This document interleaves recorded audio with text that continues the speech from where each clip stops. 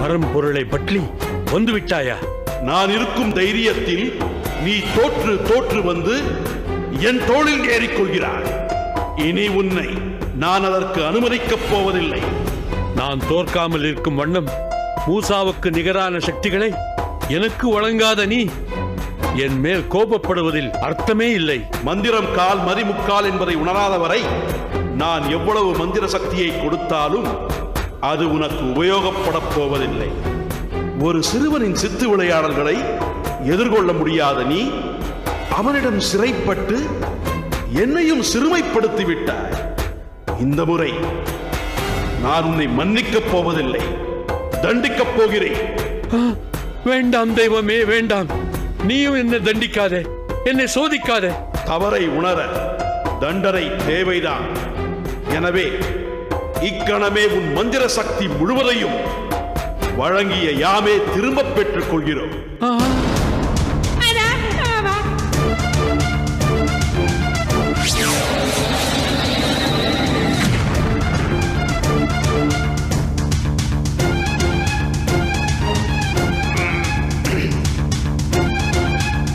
வேண்டாம் பட்லி, மந்திர சக்தி இல்லாம நான் இயங்க முடியாது.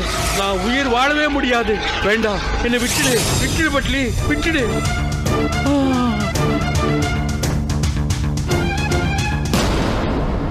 இனி நீ எனக்கு பக்தரும் இல்லை, நான் உனக்கு தெய்வமும் இல்லை. என்னை வணங்காதே. வருகிறேன்.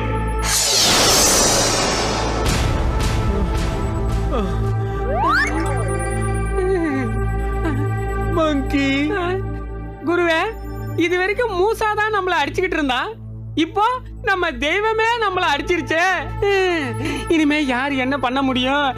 வாங்க, பூலோகத்துக்கு போய் ஏதாவது பொட்டி கடை வச்சு பொழைச்சிக்கலாம். என்ன சொல்றீங்க? இதுல ஒண்ணும் குறைச்சலே இல்ல. வாங்க.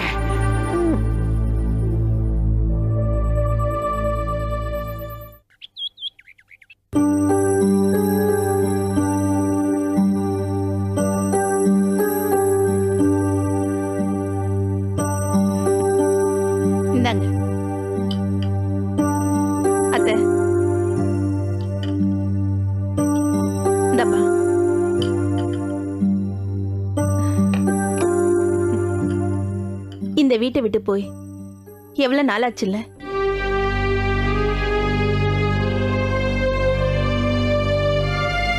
இப்ப நான் என்ன சொல்லிட்டேன்?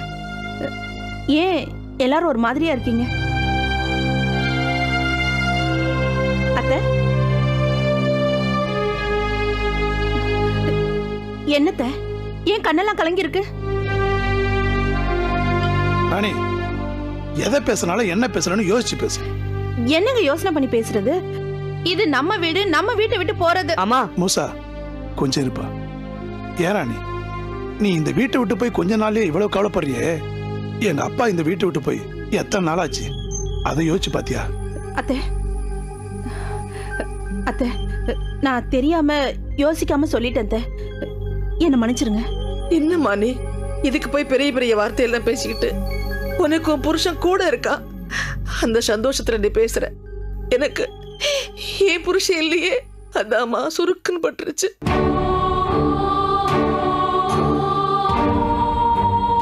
நாளாக நாளாக என் புருஷனை பார்க்காமலேயே நான் கண்ணை மூடிடுவனோன்னு எனக்கு பயமா இருக்குமா? அத்தை, அம்மா என்னம்மா இது? ஏமா இப்படி எல்லாம் பேசுறீங்க? பாட்டி, நான் இருக்கேன் பாட்டி. தாத்தாவோட உங்களை நான் சேர்த்து வைக்கிறேன் பாட்டி. ஆமாம்மா, அப்பாவை விடுதலை பண்றதுக்கு தானே நாமெல்லாம் இவ்வளவு கஷ்டப்பட்டுக்கிட்டு இருக்கோம். நீங்க ரெண்டு பேரும் தானம் பண்ணாம இருந்திருந்தா இந்நேரம் மூசா அப்பாவை எப்படியும் விடுதலை பண்ணிருப்பான். இப்ப மட்டும் என்னப்பா ஆயிடுச்சு? இன்னும் 2 சுமங்கலி பொண்ணுங்க கிட்ட ஆசீர்வாதம் வாங்கிட்டா தானம் கொடுத்து நாம இழந்த சோடி மந்திரத்துக்கு திரும்பவும் சக்தி வந்துடும். தாத்தாவையும் விடுதலை பண்ணிடலாம் பாட்டி. இனிமே வர சுமங்கலி பொண்களாவது காயத்ரி மாதிரி இல்லாம நாம கேட்ட உடனே ஆசீர்வாதம் பண்ணணும். அது நம்ம கையிலயா இருக்கு? இல்லம்மா, எல்லாம் நம்ம கையிலதாம்மா இருக்கு. அடுத்த சுமங்கலி பொண்ணு யாருன்னு தெரிஞ்சுக்க நாம நாளைக்கே கோவிலுக்கு போறோம். அப்படி அங்க கண்டுபிடிக்கிற சுமங்கலி பொண்ணுக்கு எந்த சிக்கலா இருந்தாலும் அதை தீர்த்து வச்சு அந்த பொண்ணுகிட்ட மனசு நிறைஞ்ச ஆசீர்வாதம் வாங்குறோம். சரிப்பா. அத்தை, அது கொஞ்சம் சிரிச்சுட்டே சொல்லுங்களேன் அத்தை.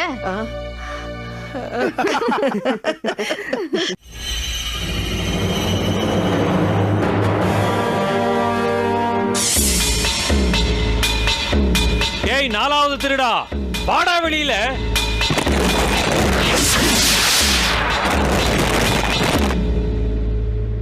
வாடா பேராச, ஏது இந்த பக்கம்? உனக்கு என்ன மனசுக்குள்ள பெரிய சாணக்கின்னு நினைப்பா? கௌரிகிட்ட டூப்ளிகேட் சாவியை கொடுத்து ஏமாத்தி இருக்கிற. நான் சாணக்கியனோ இல்லையோ, நீ பெரிய சாணக்கியன் தான். இல்லன்னா ஒழுங்கா ஸ்கூலுக்கு போயிட்டு இருந்த குழந்தைகளுக்கு பேராசை காட்டி இங்க கூட்டிட்டு வந்து கொல்ல பாப்பியா? என்னடா ஷாக் ஆகுற? உன்னை பத்தின எல்லா விஷயமும் எனக்கு தெரியும். கௌரி என்ன தேடி வரும்போது நான் ஜெயிச்சாலும் சரி தோத்தாலும் சரி, கௌரி மட்டும் புதையல தொட்டா அவ சாம்பல் ஆயிடுவாங்கிற அந்த ரகசியத்தை அவகிட்ட சொல்லியே தீருவேன். உன் முகமூடிய கிழிப்பேன். சொல்லுடா, சொல்லி பாருடா. கௌரி உன்னை நம்ப மாட்டா, என்னத்தான் நம்புவா. ஏன்னா ஆரம்பம் முதலே அவளை நான் தான் வழி நடத்திட்டு வர்றேன். ஓ அப்படியா? நான் 4வது சாவியை கொடுத்தா தானே கௌரி புதையல் எடுப்பா, சாம்பலாவா? நான் சாவியை கொடுக்க போறதும் இல்ல, கௌரி சாம்பலாக போறதும் இல்ல. உன் எண்ணமும் நிறைவேற போறது இல்ல. முட்டாள், கௌரி உன்னை விட சக்தி உள்ளவ. உன் கனவு பலிக்காது. வரட்டா?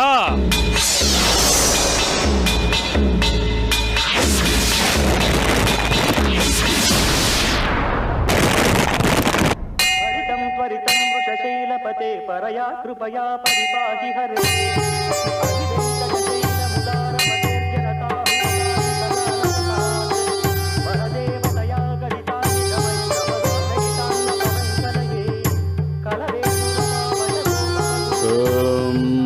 राजाधिराजाय प्रसज्ञदाहिने नमो भजम्बैः श्रवणाय कर्मके समे कामां कामकामाय कामेश्वरो वै श्रवणो ददात् धेराय वै श्रवणाय मகாராஜாய நமக.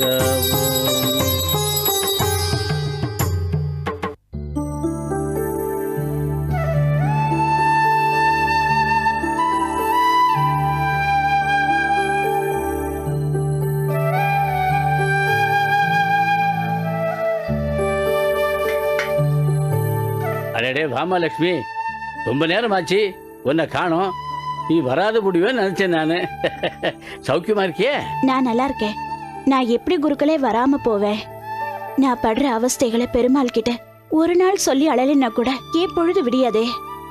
லட்சுமி, எல்லார் விஷயத்திலையும் செவி சாக்கிற இந்த பெருமாள் உன் விஷயத்துல மட்டும் ஏமா இப்படி பாராமுகமா இருக்கார்?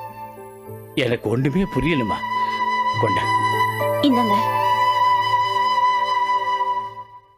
எப்படி நான் இங்க வராம போவேன்னு குருக்கள் கிட்ட சொன்னாலும் சத்தியமா உன் சன்னதி நிழல கூட இனி பார்க்கவே கூடாதுன்னு தான் நினைச்சேன். ஆனா முடியல. என்னால இங்க வராம இருக்க முடியல. உன்னை பார்க்காம இருக்க முடியல. நான் இங்க வராம எங்க போவேன்? எனக்கு ஒன்ன விட்டா போக்கிடும் ஏது? நான் எங்கேயுமே போயிடக்கூடாதுன்னு தானே என்ன இந்த கஷ்டத்திலே வச்சிருக்க? சொல்லு, ஏன் இப்படி பண்ண? மாப்பிள்ளை என்ன பார்த்துட்டு பிடிச்சிருக்குன்னு சொன்னதுக்கு அப்புறமும் என் அண்ணி ஏன் என் கல்யாணத்தை தடுத்தாங்க? கல்யாணம்னா செலவாகாம பண்ண முடியுமா? அது ஏன் எங்க அண்ணிக்கு புரியல? ஏன் அவங்க மனசை இன்னும் கல்லாவே வச்சிருக்க? கடைசி வரைக்கும் அவங்க இப்படியே தான் இருப்பாங்களா? நான் உங்க காலடியில சம்பளம் வாங்காத ஒரு வேலைக்காரியா தான் இருப்பேனா? எனக்கு ஒரு விமோச்சனமே கிடையாதா? சொல்லு. நீ எனக்காக பெருசா அவதாரம் எடுக்க வேணாம். இந்த நரகத்துல இருந்து என்ன ஒரு கை தூக்கி விடு. 3 முடிச்சு போட வச்சு ஏதாவது ஒரு நல்ல மனுஷ காலடியில தள்ளிவிடு. எனக்கு அது போதும். எனக்கு அது போதும்.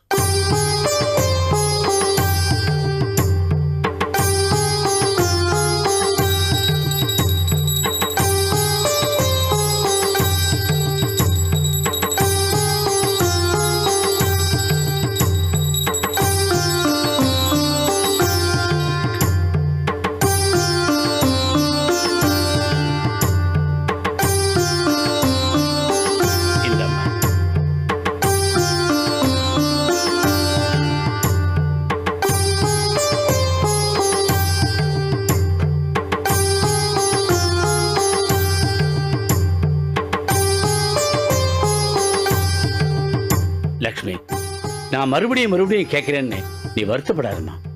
உங்க அண்ணி வந்து உன்னை இவ்வளவு தூரம் கஷ்டப்படுத்தியும் இன்னும் உங்க அண்ணன் கிட்ட சொல்லணும்னு உனக்கு ஏம்மா மனசு வரல?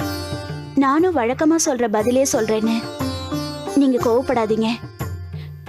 எங்க அண்ணி இதை விட கொடுமைப்படுத்தி ஏன் என்ன கொலை பண்ண முயற்சி பண்ணாலும் நான் அப்ப கூட எங்க அண்ணன் கிட்ட சொல்ல மாட்டேன். பெருமாளே, ஏன்னா இப்ப நான் அதை அண்ணன் கிட்ட சொல்லிட்டா நாளைக்கு ஏதாவது ஒரு வீட்டுக்கு நான் வாழ போனதுக்கு அப்புறமும் அண்ணி மேல அண்ணனுக்கு கோபம் தீர போறதில்ல. அதனால அவங்க நல்லா இருக்கணுங்கிறதுக்காக எந்த காலத்திலயும் நான் இதை அண்ணன் கிட்ட சொல்ல மாட்டேன். எல்லாத்தையும் அந்த பெருமாளே பாத்துக்கிட்டோம். நாராயணா, நான் வரேன் குருக்களே. போயிட்டு வாமா.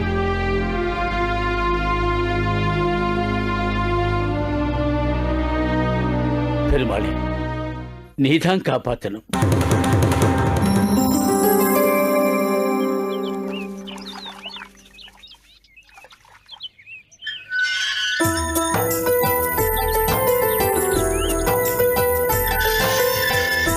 முருகா, நான் இன்னைக்கு 15 போட்டோக்களை கொண்டு வந்திருக்கேன். இதுல ஏதாவது ஒரு போட்டோவை ஜானகியமா செலக்ட் பண்ணிடணும். ஒரு அமௌண்ட்டை அட்வான்ஸா வாங்கிட வேண்டியதுதான். ஏமா காமாட்சி, ஜானகியம்மா உள்ள இருக்காங்களா? அம்மா சாமி கும்பிட்டு இருக்காங்க, நீங்க உள்ள போய் உட்காருங்க. சரி சரி, நான் பாத்துக்கிறேன், நீ உன் வேலையை பாரு.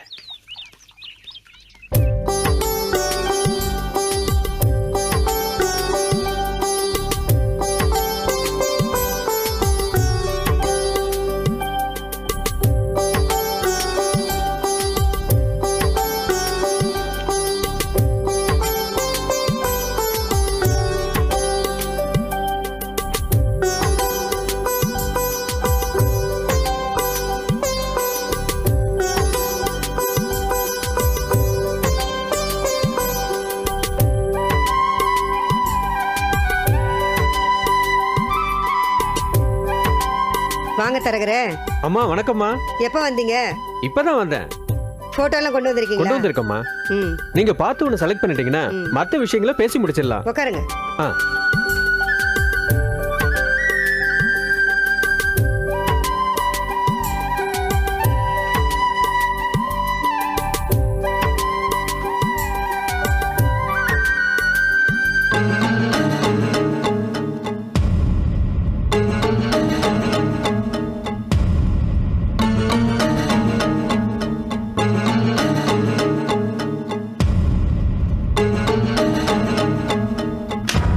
என்னய்யா, என்ன புரோக்கர் நீ?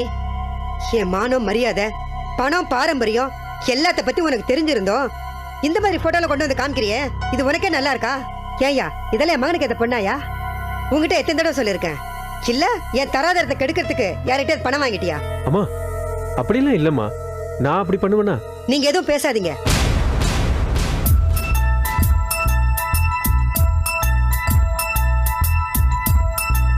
அம்மா நான் என்ன சொல்ல வரேன்? இத பாரியா, எனக்கு மருமகளா வரப்போறவளுக்கு அழகு இருக்கோ இல்லையோ, அறிவு இருக்கோ இல்லையோ, அந்தஸ்து இருக்கணும், மனம் இருக்கோ இல்லையோ, நிறைய பணம் இருக்கணும், குணம் இருக்கோ இல்லையோ, குலம் இருக்கணும். அம்மா நீங்க கேட்குற எல்லாம் சேர்ந்த மாதிரி நல்ல டீ தூள் வேணா கிடைக்கும், எனக்கு பொண்ணு கிடைக்காது. விஜய் என்னம்மா, இவரும் பாவம் எத்தனையோ பொண்ணுங்களோட போட்டோவும் ஜாதகமும் கொண்டு வந்து காமிச்சார். அதுல ஏதாச்சும் ஒன்னாவது நீங்க செலக்ட் பண்ணீங்களா? என்னப்பா பேசுற? குடும்பத்துக்கு விளக்கேத்த வர்ற மருமகளை குலுக்கல் போட்டுலாம் செலக்ட் பண்ண முடியாதுப்பா. குலம் கோத்திரத்துல இருந்து சாஸ்திர சம்பிரதாயங்கள் எல்லாத்தையும் அலசி ஆராய்ஞ்சுதான்ப்பா முடிவு பண்ண முடியும். சூப்பர், நீங்க அலசி ஆராய்ஞ்சு ஒரு பொண்ணை தேடுறதுக்குள்ள எனக்கு ஆயுசு முடிஞ்சிடும். என்னடா தம்பி, என்ன தம்பி இது? இப்படி எல்லாம் அபசகுணமா பேசாதீங்க தம்பி. அபசகனமோ சுபசகனமோ அதானே உண்மை.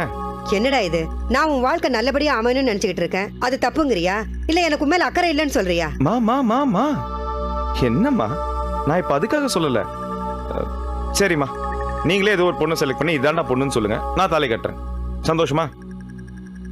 அம்மா கொஞ்சம் சரிங்களே, நம்ம கம்பெனி விஷயமா கொஞ்சம் வெளில போயிட்டு வந்துடுறேன். சரி வரேங்க. வாங்க. இந்தாங்க, நல்ல வரனோட வாங்க. சரிங்கம்மா. அம்மா உங்ககிட்ட ஒரு முக்கியமான விஷயத்த சொல்லி ஆகணுமா.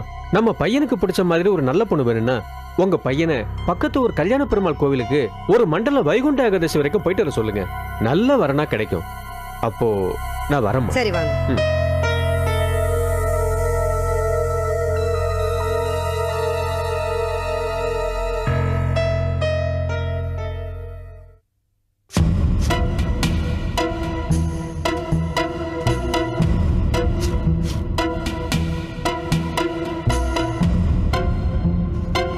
வடிவு வடிவு வாங்க வசந்தி அக்கா, உட்காருங்க. என்னடி நிமிந்து பார்க்காமலே கூட வாங்க வசந்தி அக்கா உட்காருங்கன்னு சொல்ற? ஆமா, நிமிந்து பார்த்து கன்னத்துல போட்டுக்கிட்டு கையெடுத்து கும்பிட. அண்ணாமலை பக்கத்துல உட்காந்து பவனி வர உண்ணாமலையா? நான் ஒரு புறம்போக்குனா நீங்க ஒரு கருணாக்கு. உங்ககிட்ட எனக்கு பிடிச்சதே இந்த கேலியும் கிண்டலும் தான் வடிவு. உங்களுக்கு பிடிச்சிருக்கு, ஆனா மத்தவங்களுக்கு பிடிக்கலையே. மத்தவங்கன்னா யாரு? ஓ நாத்தனார் லட்சுமிய சொல்றியா? பின்ன வேற யாரு? இங்க 50 மனுஷங்களா இருக்காங்க. நீ அவ ஒருத்திய சமாளிக்கிறதுக்கே தகுடு தத்தம் தாளம் போட்டுட்டு இருக்க. இன்னும் 50 பேர் இருந்தா அவ்வளவுதான், உன் பொழப்பு நாரி போயிடும். ஆமா, எங்க அவ இருக்காளா? கொல்லப்புறத்துல குளிச்சுக்கிட்டு இருக்கா. சரி சரி, அவளை பொண்ணு பார்க்க வந்தாங்களே, அவங்க கிட்ட என்ன நாடகமாடி அதை கெடுத்த? எல்லாம் வழக்கம் போலதான். உங்களுக்கு லக்ஷ்மியை பிடிச்சிருக்கு, லக்ஷ்மிக்கு பால்காரனையும் காய்கறிக்காரனையும் பிடிச்சிருக்குன்னு சொன்னேன். உடனே எந்திரிச்சு போயிட்டாங்க.